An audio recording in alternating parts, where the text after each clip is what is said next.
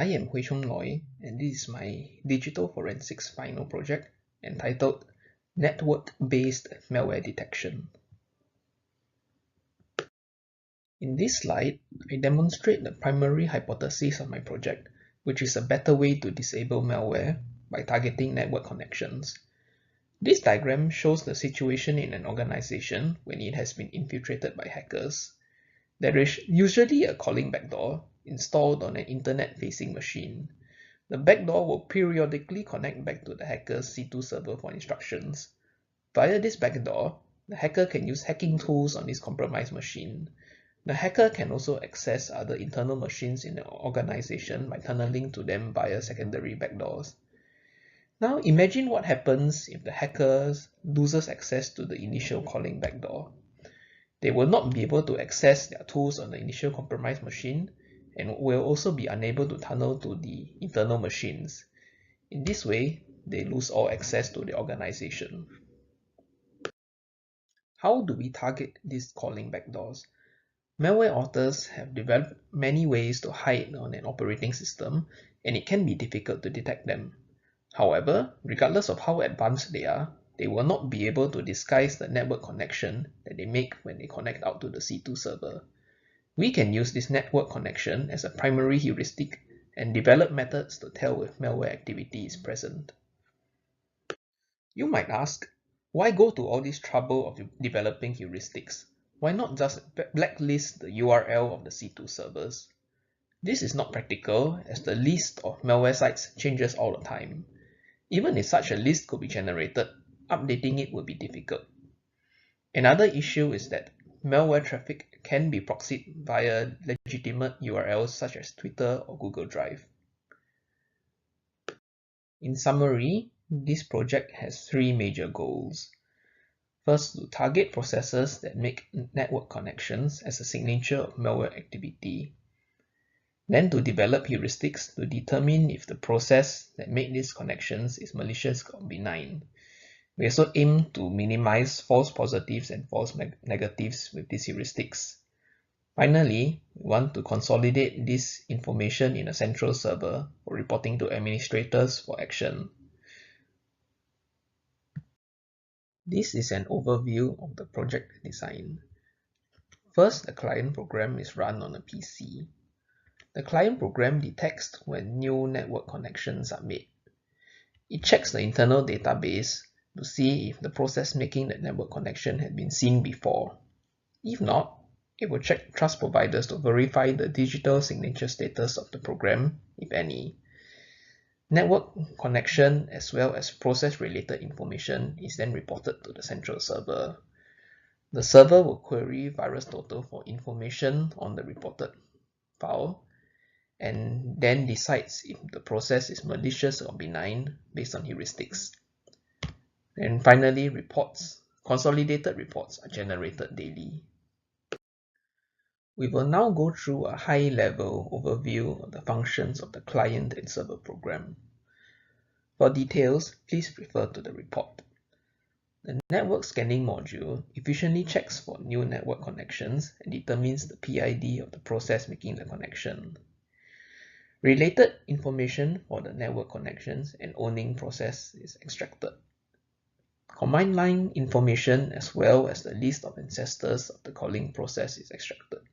This includes the file locations of all processes in the chain.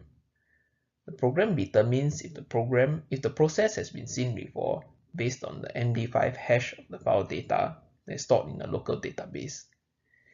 If a new file, the file is then checked via trust providers to see if it has a valid digital signature.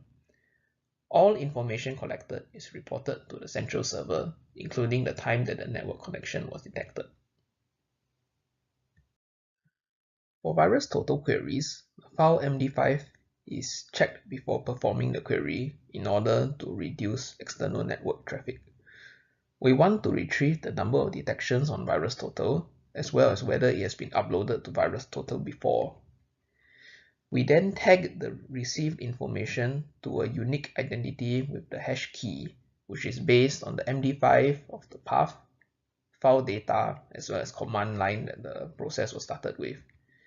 This is because the same file can be located in different places, which indicates suspicious behavior, since these exe files should not be moving around.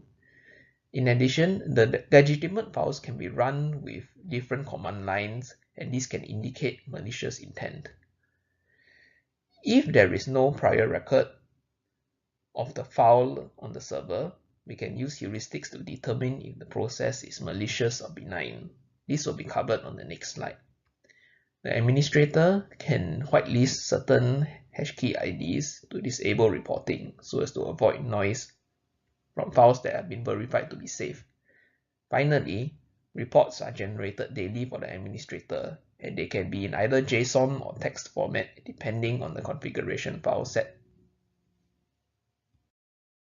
The ordering of these heuristics is designed to settle easy to identify cases first. We only use very likely characteristics, as too many false positives will reduce the usefulness of this tool. The first filter is triggered if the file has not been seen on VirusTotal before. This is because VirusTotal has billions of samples, and it is very unlikely that any legitimate file has not been uploaded before, and such a case is a strong indicator that the file is some sort of polymorphic malware. The second filter triggers if at least 5 antiviruses on VirusTotal have flagged the sample as malicious. 5 is used as the threshold, as some antiviruses can misclassify legitimate software. The third filter triggers if the sample is not digitally signed, as network access is an important activity and such files need to be validated.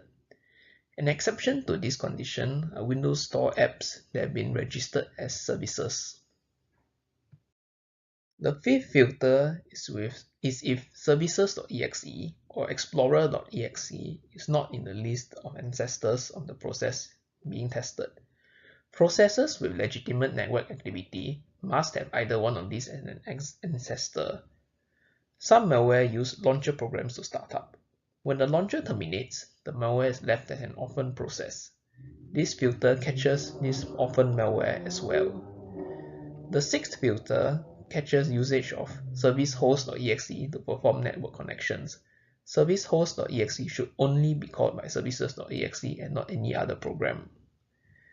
The seventh filter catches malware that use browsers to disguise their connections. Internet browsers are run by the users and should only be started by explorer.exe. Finally, the last filter attempts to catch malware that perform memory injection. For example, RecServer32 and Explorer.exe should not be making network connections, and if they do so, this is very suspicious and indicates malware activity as well. Now I will go through how to read the generated reports. In text mode, 2 files will be generated daily. One contains malicious items and the other safe items. The formatting is the same for both files except for the flagging status. The report is organized to emphasize new processes detected and also groups related network access attempts to these new processes. Network connection attempts related to previously observed processes are then listed later. There is also an option to generate the reports in JSON format. JSON is a data format similar to XML but slightly simpler to use. As JSON is for machine consumption, there is no need to group network connections with their related process IDs, as in the text case. Instead, 2 files will be organized purely by new processes observed and then by network connections. For human readability, you can paste the extracted JSON format files in a pretty print website as shown in the slides. Unfortunately, there are also cases of false positives. For example, this is a file that requires network connectivity, but it is not digitally signed. It is running as a registered Windows service, is located in the System32 folder, and also has no VirusTotal signatures. However, this can be achieved by many malware, and these heuristics are insufficient to prove that the file is malicious or benign. especially in an automatic process which requires higher reliability. As such cases are rare, they should not cause too much disruption or noise. When more information is available, the flag status of these processes can be manually updated in the database. Alternatively, the administrators can also use the whitelist feature to disable reporting for these processes. In conclusion, the project achieves the stated goals of targeting processes that make network connections as a signature of malware activity. Heuristics were developed to determine if processes are malicious or benign. Finally, information about these connections and processes were consolidated in a central server for reporting. One thing to note about the client process is that it is particularly efficient and achieves an average CPU usage of under 1%. This is important as the client process needs to be running all the time and should not impact user experience. Also, the design minimizes external network traffic in order not to flood company networks. That is all for my presentation. Thank you. Now I will demonstrate the program in action.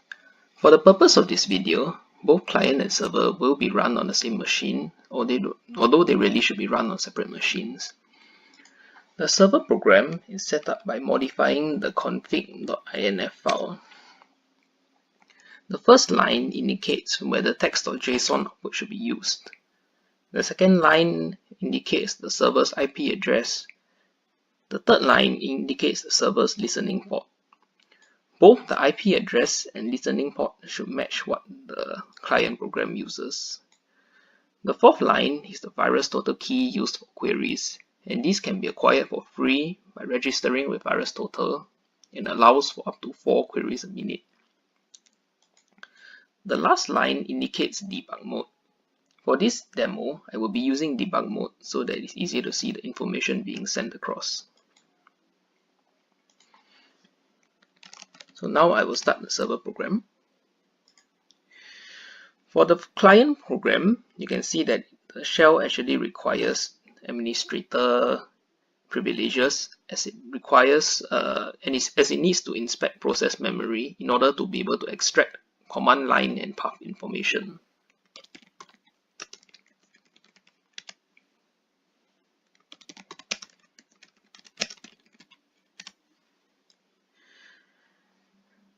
So now I will start a process that requires a network connection, such as Internet Explorer. So you can see that the Internet Explorer has been detected by the client process and been sent across to the server process. So you can see here the command line used to start it is actually iExplore, as well as the path used to start Internet Explorer is here. The path of the Internet Explorer program is here, as well as its parent process, which is explorer.exe.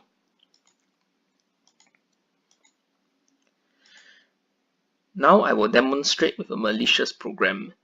So netcat is a benign process on Unix, but it is uncommon on Windows.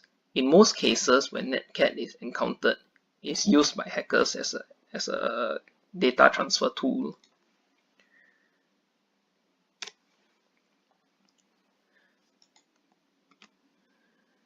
So you can see that netcat was actually detected by the program.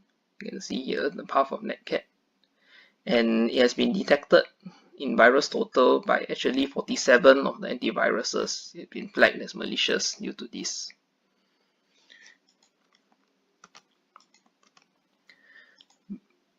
By terminating and restarting the server process, I can force it to do a database dump. However, before I dump, I will copy the server database so that you can see the same dump in both text and JSON format. So now I will restart the server process and dump the database in text format.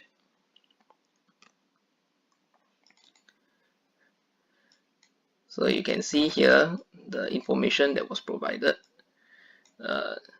So netcat program which was started by command.exe shell, which was actually started by explorer.exe, as this is a user program that we ran. We also can see that the command line used to start netcat was captured inside this log, which can be of use for the administrators in determining what happened with the network connection and the process related to it. So we can also see that one is that this program is not signed, and therefore is more likely to be a malicious program. We also can see that the network connection related to netcat is grouped just underneath it for easier viewing by the administrators. So you can see that the local IP is this of our machine, and this is the IP address that we connected to, which is google.com. And also can see the port. So now I will redo the database dump, but in JSON format. So to do so, I will need to replace the database, which I just did, and also change the config file to use JSON. So now I will start the server again. Then you can see the JSON files are here.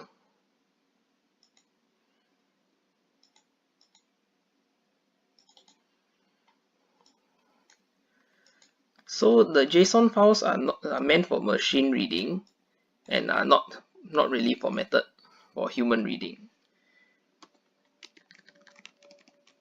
However, they can still be formatted for human reading by using the pretty print function.